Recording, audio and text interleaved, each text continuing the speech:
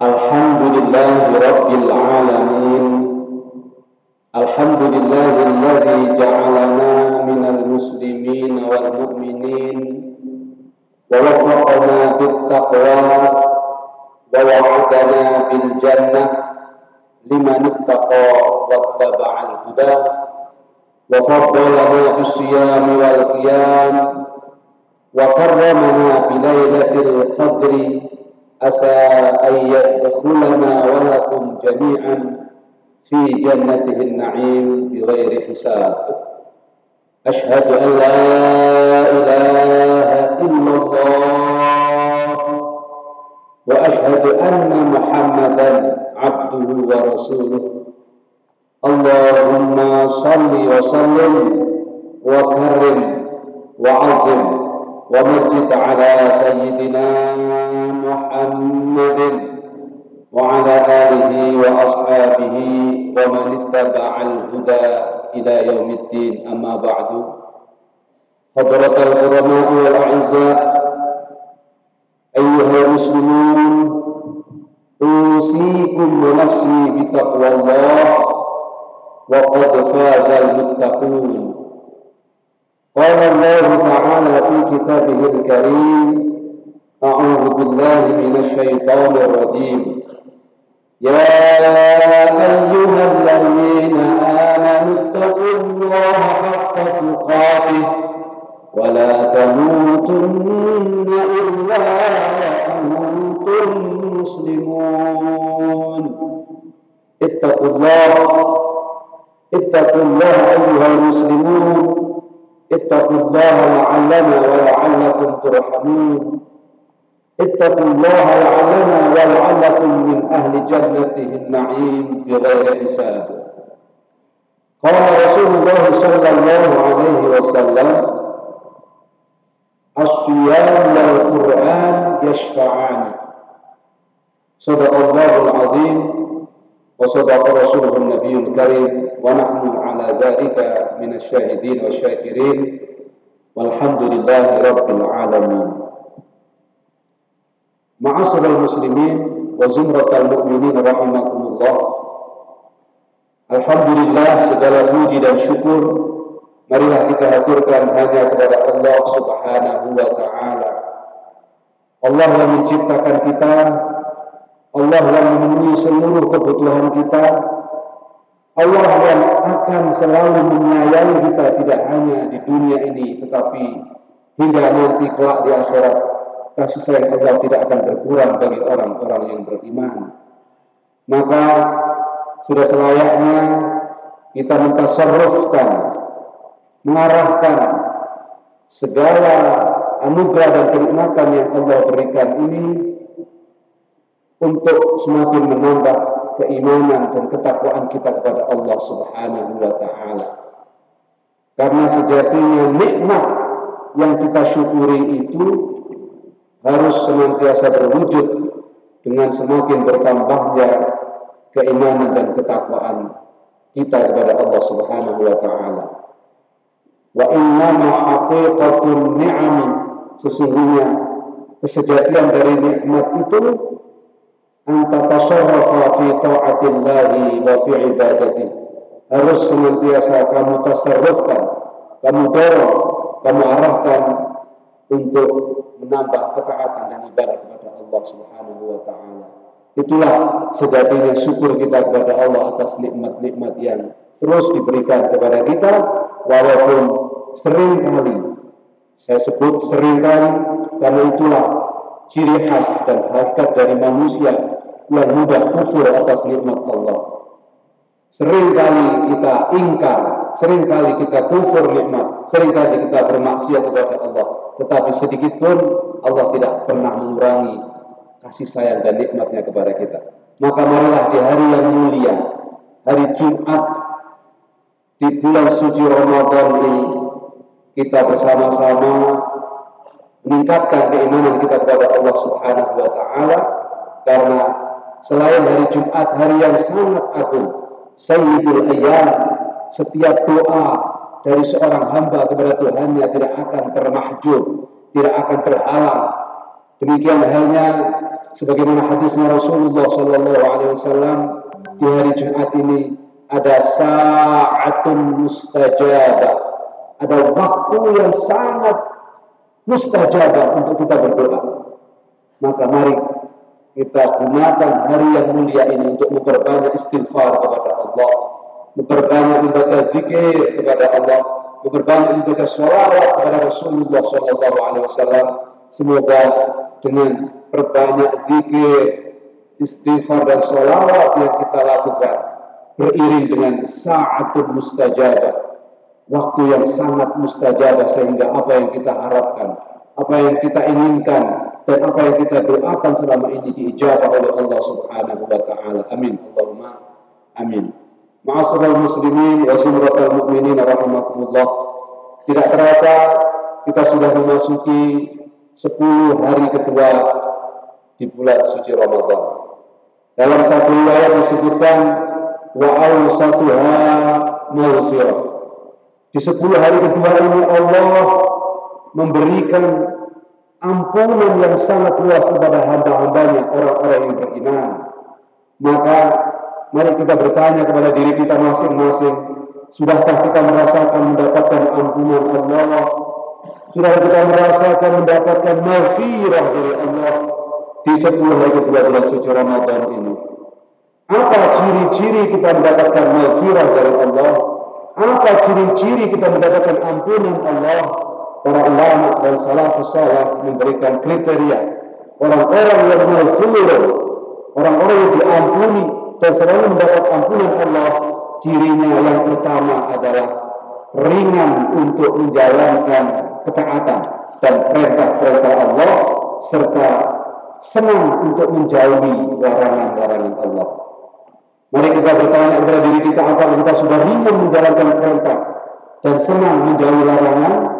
Kalau itu sudah kita rasakan hari ini, insya Allah tandanya kita adalah orang-orang yang sudah mendapatkan maghfirah dari Allah Subhanahu wa Ta'ala.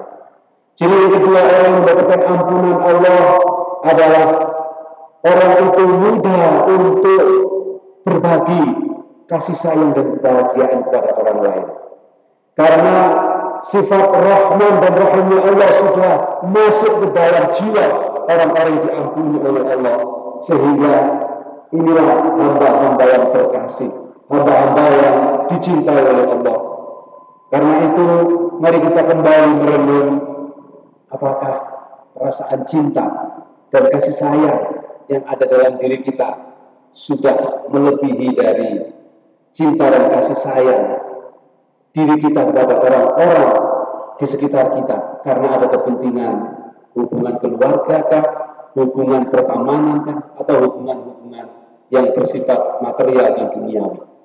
Kalau perasaan kita sudah merasa penuh dengan cinta, siapapun yang menjadi makhluk Allah kita cintai, bahkan orang-orang yang belum mendapatkan hidayah pun kita cintai karena kemanusiaannya, berarti insya Allah kita termasuk orang-orang yang maghfuran lahu, orang yang diampuni oleh Allah Subhanahu wa Ta'ala.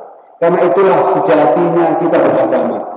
Allah ketika memerintahkan kita untuk sholat, menegaskan dalam Al-Quran, inna sholata tanha 'anil fahsya'i wal munkar.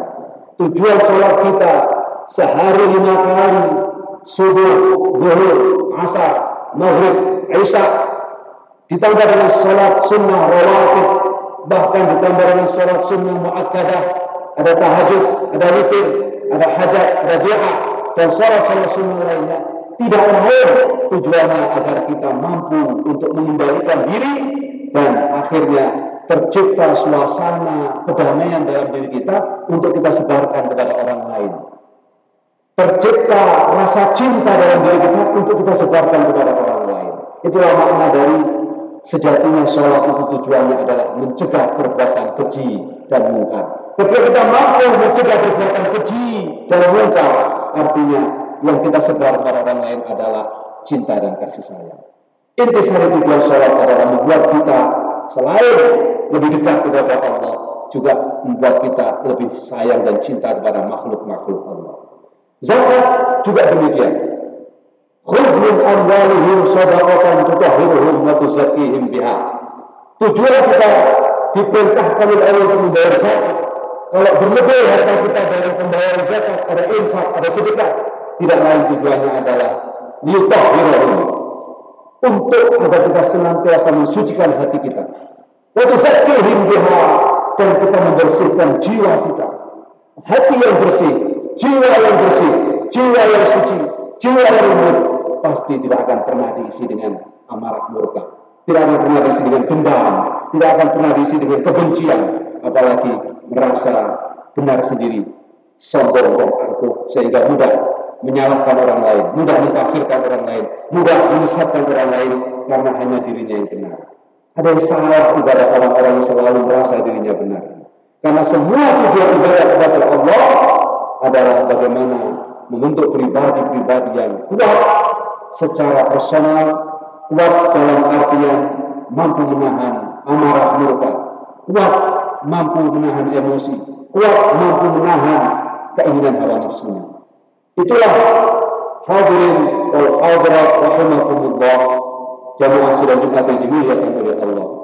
Apalagi puasa yang jelas punya makna as-shaumu huwal imsak. Tujuan kita berlatih puasa adalah mencegah al-imsak an jami'il muftirati, dari segala macam membatalkan ibadah puasa kita, dari segala macam membatalkan pahala ibadah puasa kita. Jadi puasa kita harus kita garisi, kita pagari dan kita koridori dari dua hal. Pertama, an jami'il muftirati kal akli wasyurbi wal jima'.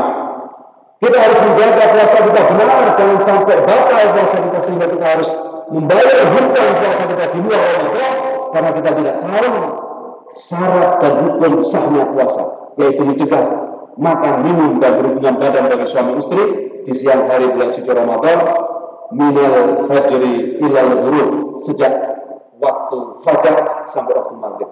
Tetapi lebih dari itu, puasa kita sebagaimana artinya, sebagai makna dasarnya al-imsak, harus juga mampu menahan an jami'il muftiratis salibus siyam.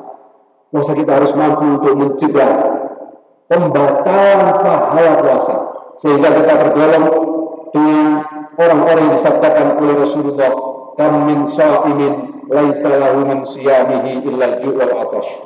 Riwayat lain, rubba sha'imin laisa lahu min siyamihi illa al-ju' wal 'atash. Siapa mereka orang-orang yang berpuasa tetapi dia tidak mendapatkan pahala dan balasan dari sisi Allah Subhanahu wa taala?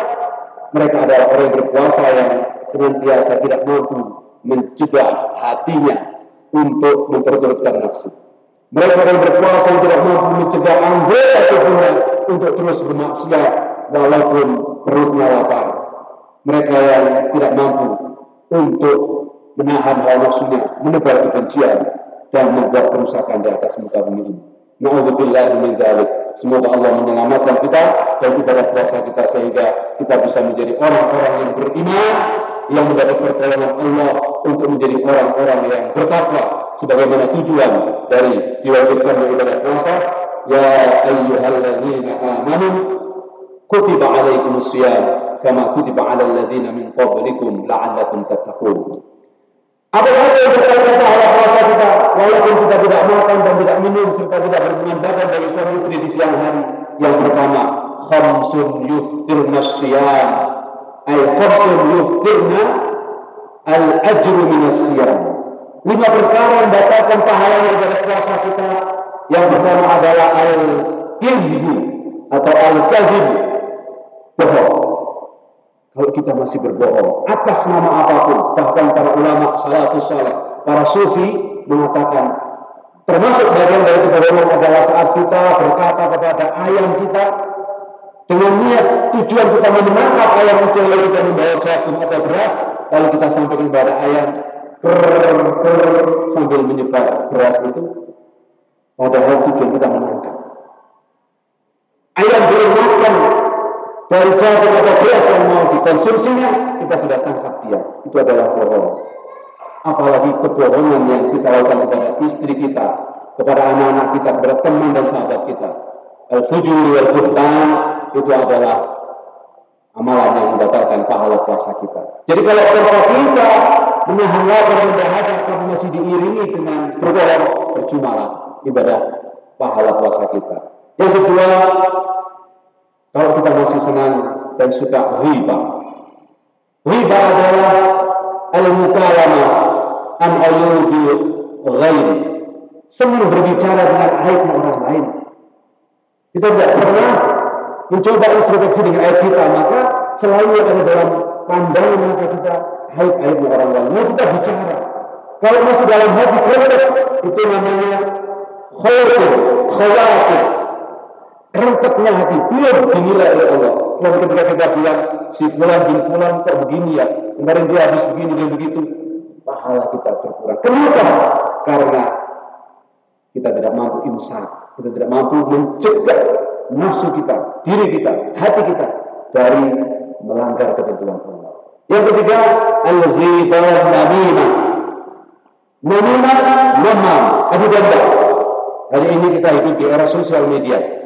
Sangat mudah bagi kita untuk mengadu domba kalau kita tidak hati-hati.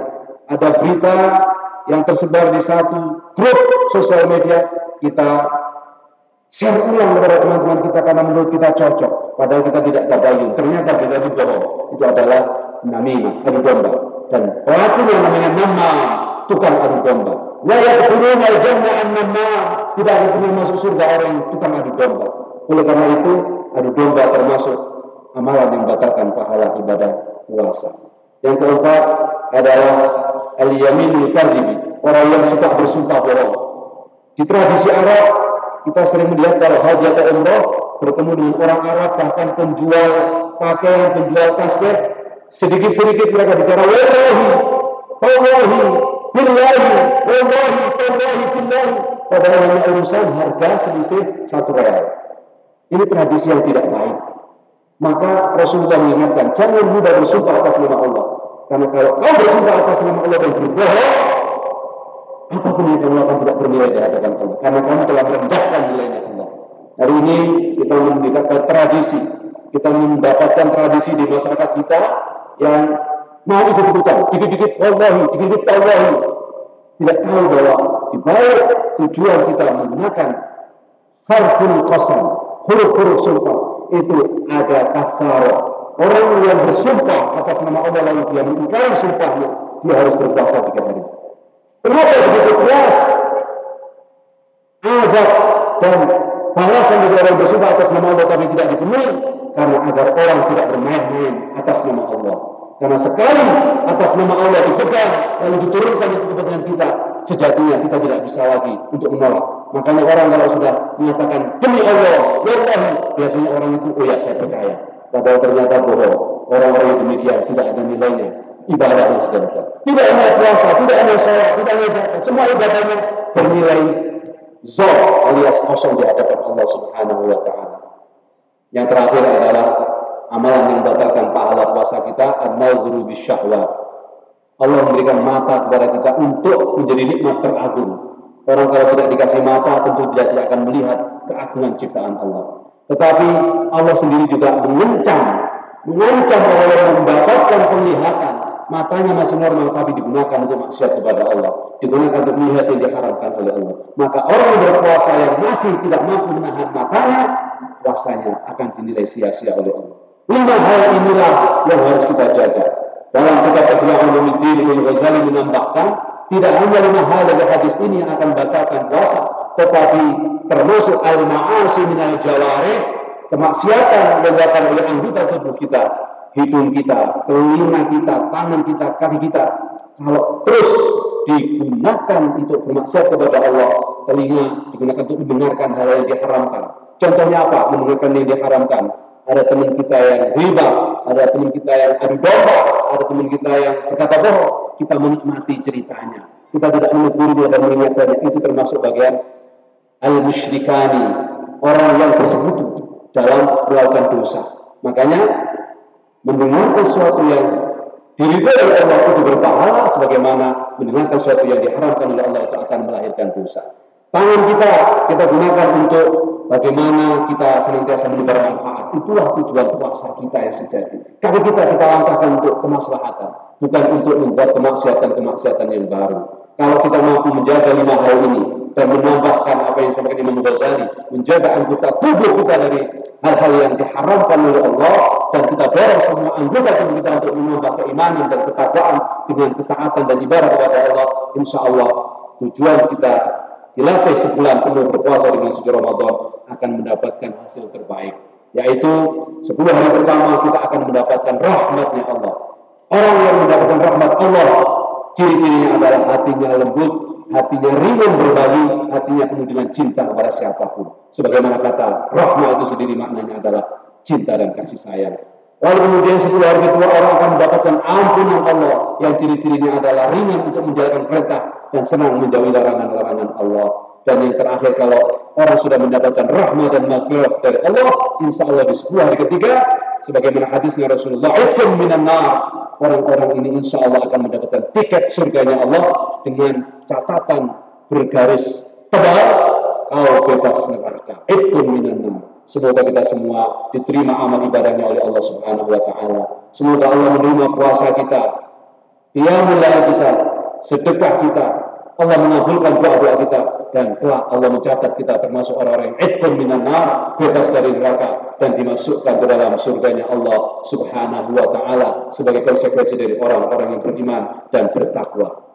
Innal muttaqina fi jannatin wa 'uyun. Sesungguhnya tempatnya orang yang bertakwa itu adalah surga yang sangat tinggi, yang sangat mulia, dan di dalamnya dipenuhi dengan air mata yang air yang indah mengalir di bawahnya dari taman-taman yang penuh dengan kebahagiaan. Barakallahu lana wa lakum wa nafa'ana wa iyyakum bima fihi minal ayati wal dzikril hakim wa taqabbalallahu minna wa minkum tilawatahu innahu huwas samiul alim wa astaghfirullah innahu huwal ghafurur rahim.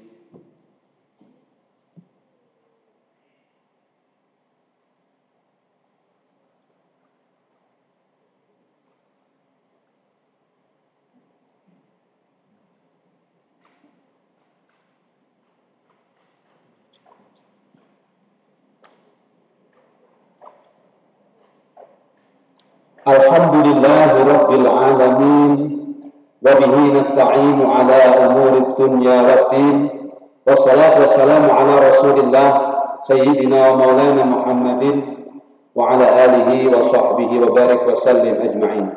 Ashhadu an la ilaha illallah wa ashhadu anna Muhammadan abduhu wa rasuluh. Allahumma salli wa sallim wa barik ala sayyidina Muhammadin wa ala alihi wa ashabihi tahirin وعلى جميع من اتبع الهدى إلى يوم الدين.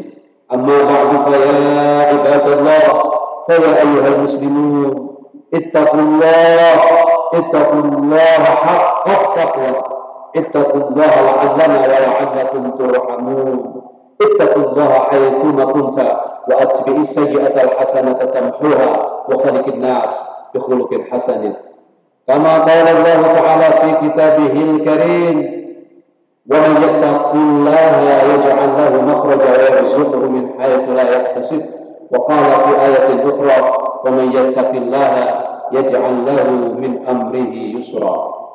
صدق الله العظيم وصدق رسوله النبي الكريم ونحن على ذلك من الشاهدين والشاكرين والحمد لله رب العالمين.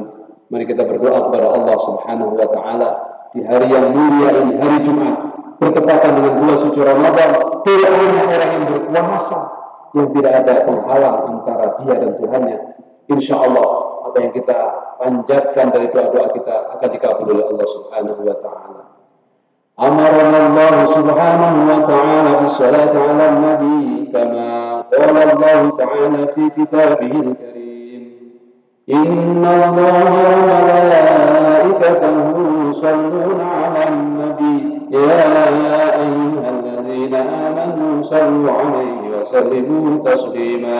اللهم صل وسلم وبارك على سيدنا محمد وعلى آله وأصحابه ومن اتبع الهدى إلى يوم الدين، وعن الصحابة أجمعين وتابعين وتابع التابعين ومن تبعهم بإحسان إلى يوم الدين، وعنا معهم برحمتك يا أرحم الراحمين. اللهم اغفر للمسلمين والمسلمات والمؤمنين والمؤمنات الأحياء منهم والأموات إنك سميع قريب مجيب الدعوات يا قاضي الحاجات. اللهم أعز الإسلام والمسلمين وأهلك الكفرة والظالمين وأعلي كلمتك إلى يوم الدين. اللهم انصرنا وانصر المسلمين وانصرنا وانصر أهلنا وأولادنا وذريتنا وتلامذنا وأزواجنا وآبائنا وأمهاتنا وأخينا وأختنا وإخواننا وأخواتنا وجميع المسلمين والمسلمات عامة يا رب العالمين. اللهم سلمنا المسلمين، سلمنا من مفاد الدنيا والدين، سلمنا من الهوى والعامة والفرس كلنا، سلمنا من الآلام والأمراض والسحر، سلمنا من زوال نعمتك وفجعة نقمتك، سلمنا من الفحشاء والمنكر، سلمنا سالمين بعزتك وبكرامك يا أكرم الأكرمين. اللهم تقبل منا صلاتنا وصيامنا وقيامنا وركوعنا وسجودنا وقعودنا وتضرعنا وتخشعنا وتمم تقصيرنا وتعبدنا وتلاوتنا وقراءتنا وجميع اعمالنا الصالحات في هذا شهر رمضان، واجعلنا في ليالينا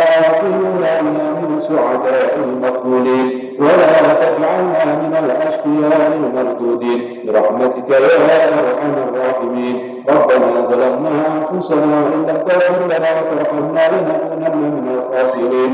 ربنا آتنا في الدنيا حسنة وفي الآخرة حسنة وقنا عذاب النار وادخلنا الجنة مع الأبرار يا عزيز يا غفار يا رب العالمين. وصلى الله على سيدنا محمد وعلى آله وصحبه وبارك وسلم والحمد لله رب العالمين. عباد الله، إن الله يأمركم بالعدل والإحسان وإيتاء ذي القربى وينهى عن الفحشاء والمنكر والبغي يعظكم لعلكم تذكرون. فاذكروا الله العظيم يذكركم واسألوه من فضله يؤتيكم واشكروا على نعمه يزدكم ولذكر الله أكبر وأجل. أقم الصلاة.